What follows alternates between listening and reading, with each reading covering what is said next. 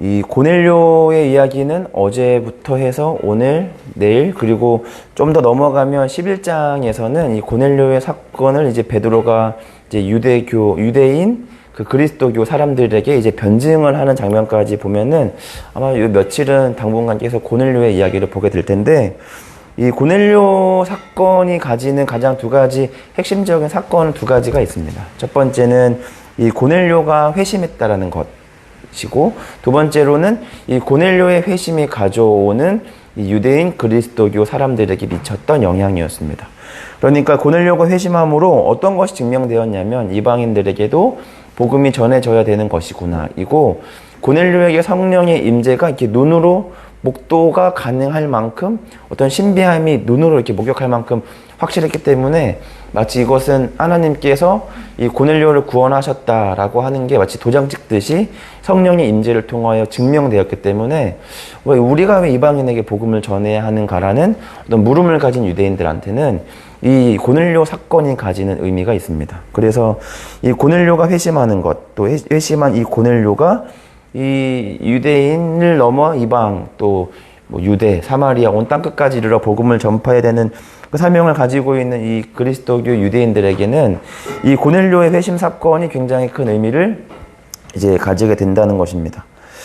그럼에도 불구하고 오늘 말씀을 이렇게 묵상을 하다 보면 두 가지를 좀 생각하게 되었는데, 첫 번째로는 한 가지 깨달음, 또 한 가지 의문인데, 그것이 뭐냐면 일단 하나님께서 일하심이 굉장히 세밀하다는 겁니다. 그러니까 어제, 오늘 또 우리가 또 내일 다음에도 살펴보겠지만 이 고넬료와 이 베드로의 사건이 가지는 이 일들을 보면 환상 속에 나타나셔서 이 베드로와 고넬료가 충분히 납득하고 이해할 만한 하나님의 어떤 말씀이 세밀하게 이어지고, 또 환상 중에 뭐 보자기가 내린다든지, 고넬료가 또 하나님의 말씀을 듣게 된다든지 뭐 하는 어떤 일들이 벌어지게 되면서 어떤 인간이 뭐 베드로가 이방인들에게 복음을 전해야겠구나라고 하는 목적이 없었음에도 불구하고, 또 고넬료도 이방인이기 때문에 유대인들로부터 내가 말씀을 좀 듣고 싶다라고 하는 어떤 소망이 없었는데도 불구하고 하나님은 베드로와 이 고넬료의 각각의 또 다른 명령들을 하시며 그들을 만나게 하시고, 그 둘이 만나게 됨으로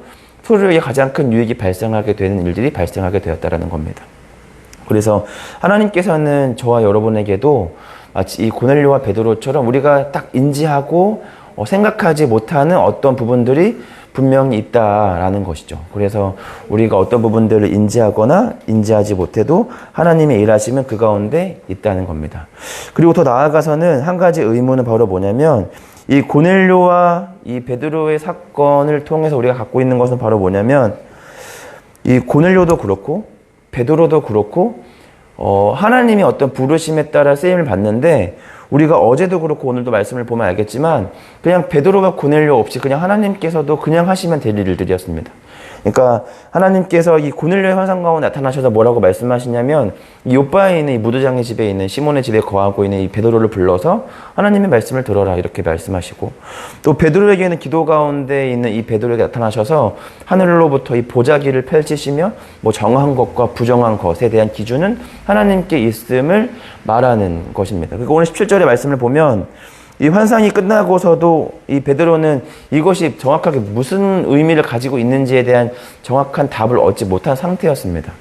그러니까 차라리 하나님께서 베드로를 고넬료에게 보내지 않고, 또 고넬료에게는 베드로를 초청을 하시지 마시고 차라리 그냥 고넬료에게는 고넬료에게, 베드로에게는 베드로에게 필요한 것을 하시면 됩니다. 그러니까 고넬료에게는 하나님 말씀을 전하시면 되고, 또 베드로에게는 왜 이방인에게 복음이 전파되어져야 되는데 아직까지 그 유대인들이 가지고 있는 선입견과 편견이 너한테 있냐, 그거 깨고 내가 승천하기 전에 내가 너한테 남겼던 이 가장 중요한 지상 최대의 명령을 얼른 실행해라. 언제까지 이 유대인의 사고방식에 갇혀 있을 거냐, 이렇게 하시면 되는데, 그런데 하나님의 이 일하심이 굉장히 번거롭고 복잡하고 일의 효율이 떨어집니다. 그러니까 환상 중에 이것을 이해하지 못하는 베드로에게 환상 가운데 나타나시고, 또 고넬료에게는 베드로를 초청하라고 하는 거죠. 그러니까 고넬료 입장에서는 환상을 통해서 그냥 복음을 들으면 단번에 끝날 일인데, 고넬료는 자신의 신실한 경건한 종을 요바로 보내고, 또 오늘 보니까 거리가 굉장히 멉니다. 이튿날 이렇게 자꾸 등장하게 되니까, 그러니까 가는데도 거리가 상당히 멉니다. 그러니까 보냈다가 또 도착해서 또 그 종들은 또 베드로를 설득해야 되고 또 베드로가 또 그 사람들과 또 오는 시간도 있습니다. 그러니까 시간적으로나 일의 효율로 보면 하나님께서 훨씬 더 잘하실 수 있는 일들을 지금 고넬료에게 베드로에게 하신다라는 거죠. 그러니까 하나님께서 만약에 고넬료에게 복음을 전하셔야 된다면 또 이방인의 환상을 또 이 이방인의 어떤 편견을 깨트려야 되기만 하는 거였으면 차라리 그냥 하나님께서 하시는 게 훨씬 더 나았을 일이라고 하는 겁니다. 그럼에도 불구하고 하나님께서는 고넬료를 부르시고 베드로를 부른다는 거죠. 그러니까 이렇게 떨어지는 일, 또 번거로운 절차를 통해서 우리가 확인할 수 있는 건 뭐냐면 단순히 일적인 목적으로 고넬료와 베드로를 부르지 아니하셨다라고 하는 겁니다. 차라리 그냥 하나님께서 하시면 훨씬 더 완벽하게 될 일인 거죠. 그러니까 우리가 알고 있는 것처럼 이 우주 만물 또 이 모든 자연 질서를 하나님은 혼자 말씀으로 창조하셨습니다.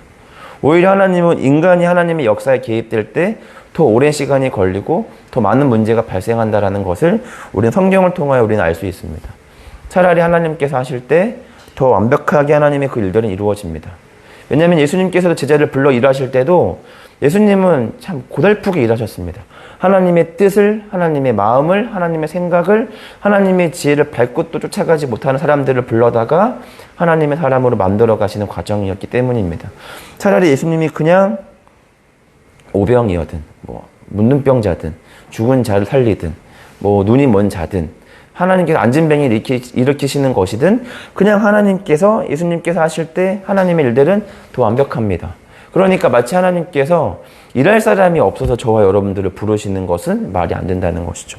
그러면 왜 하나님께서는 저와 여러분들을 부르시냐면 이 사도행전 끝자락에서 고넬료가 베드로가 얻는 결론을 통해 우리 하나님이 왜 이 고넬료와 베드로를 불렀는지 알게 됩니다.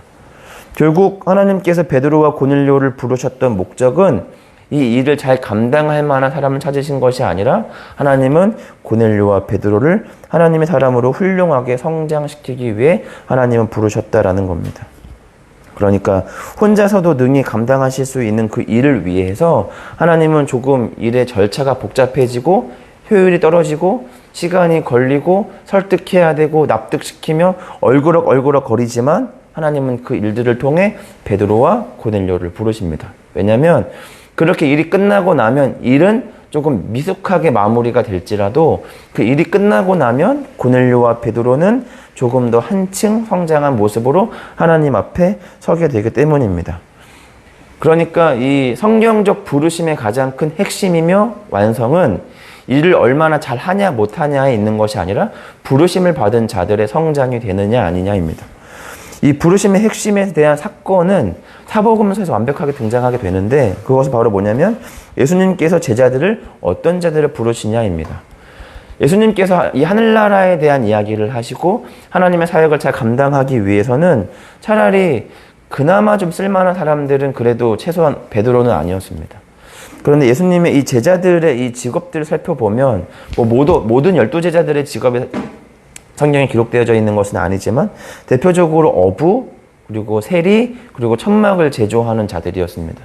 그러니까 예수님을 쫓아다니며 하나님 나라를 설명하고 율법적인 부분에서 능통한 자들이 아니라 그런 것과는 조금 거리가 멀어져 있다라는 것이죠. 그럼에도 불구하고 하나님께서는 마태, 또 사울, 그리고 또 이 베드로 이런 사람들을 부르시는 것은 예수님께서 그들을 부르심으로 이 일이 얼마나 완벽하게 진행될 수 있을 만한 사람들을 엄선하여 고르시는 것이 아니라 예수님께서는 저와 여러분들을 부르실 때 이 일을 얼마나 잘 해낼 것인가에 관심이 있으신 게 아니라 이 일을 통하여 저와 여러분이 얼마나 하나님의 사람으로 훌륭하게 성장하는가에 하나님은 더 큰 목적이 있다라고 하는 겁니다. 그래서 오늘 하나님께서는 이 환상 또 보내고 오고 설득하고 묻고 대답하는 이 복잡한 절차들을 통해 베드로가 가지고 있는 이방인에 대한 편견을 깨트리시고 또 고넬료에게 하나님의 복음을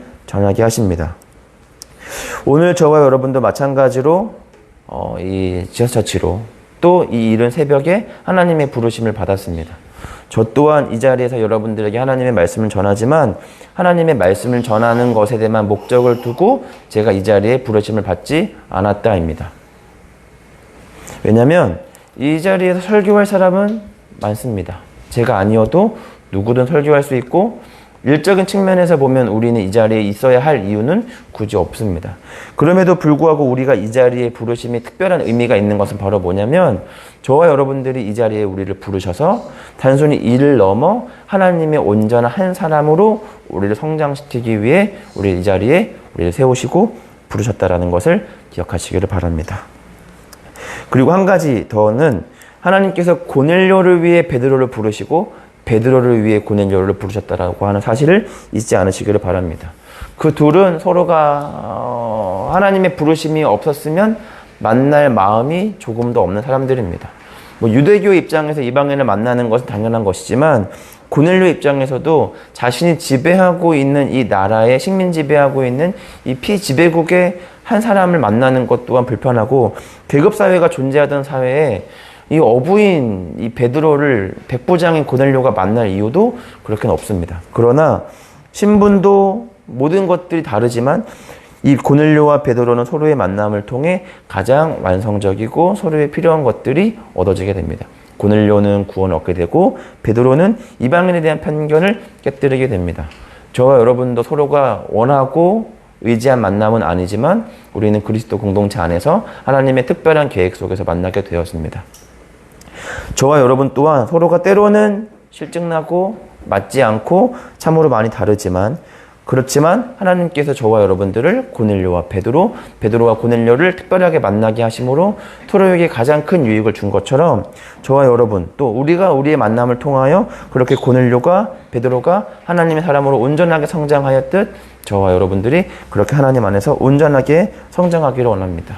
그래서 나를 위하여 상대방을 바꾸려고 하지 말고 나를 바꾸기 위해 상대방을 내 앞에 이렇게 세우는 우리 모두가 되기를 간절히 소망합니다. 그래서 일보다 사람이 가장 우선이 되는 또 일을 얼마나 잘 처리하는가에 목적이 있는 것이 아니라 한 사람이 얼마나 하나님 앞에 훌륭한 사람으로 성장하는가에 목적을 두는 저와 여러분이 되시기를 간절히 소망합니다.